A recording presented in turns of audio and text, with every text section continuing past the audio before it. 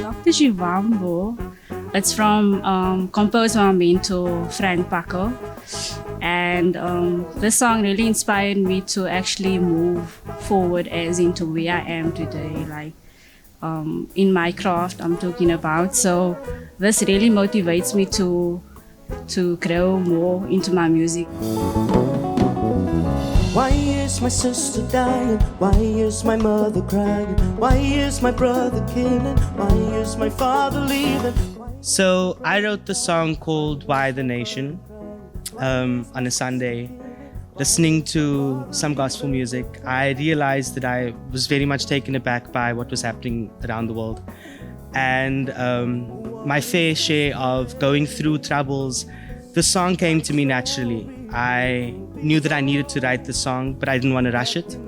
So Why the Nation is a plea to South Africans, to people, to humans, to females, to males, to just start asking yourselves why.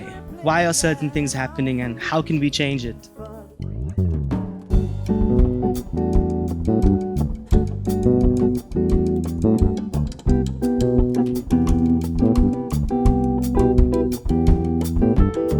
I'm a bass player and I was playing bass for this band, and I composed one of the songs in my head, which was originally inspired by my recent love for jazz, which started in 2019 through my uncle, Owen Chimuka, who sort of helped me to actually understand it from the very beginning, because I had no idea before that.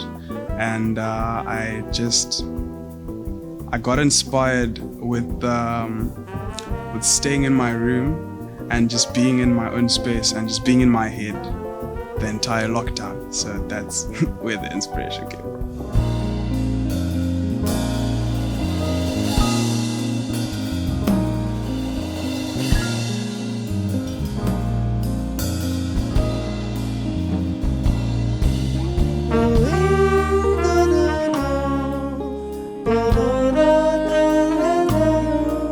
I composed Marine Cycle during this lockdown period, being in the same space, this same environment. Marine Cycle it's a street in Tableview.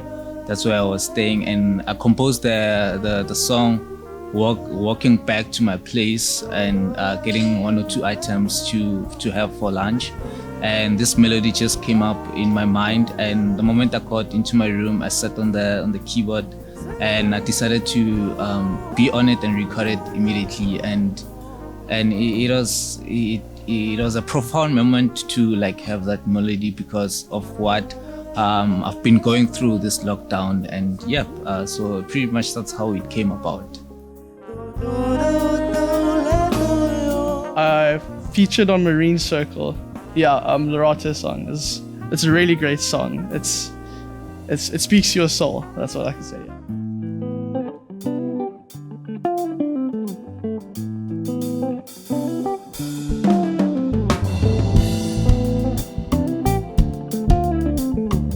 My song was composed in 2017 while I was still a student. I didn't have a name yet. So it's funny, the story. I just got the name a few days ago. I was calling it another name, and then Mr. Mandisi called it. He didn't hear me properly. He said, I say Manology, and then say Mamalogy, Mama Joy. And it sounded good. I was like, okay, let me call it Mama Joy. I love working with young musicians. I love the fact that they will push you, first of all, but also their taste and the things that they come up with, are things that inspire you. They make you remember why you started being a musician. So it was no different this time. I got a group of very enthusiastic musicians and good musicians. Very early on, I realized that there were composers as well, and I wanted their voice to be heard, because the special thing about the Artscape Youth Jazz is that it gives that opportunity in a lot of places where young musicians come into programs, the material that they use is prescribed. But here we open it up and say, what do you want to play? How do you want to be represented? And they came through. We nudged it a bit and we arranged it a bit according to our abilities and what we could do. And what came out is what the audiences will see. It's a brilliant set from honest young musicians.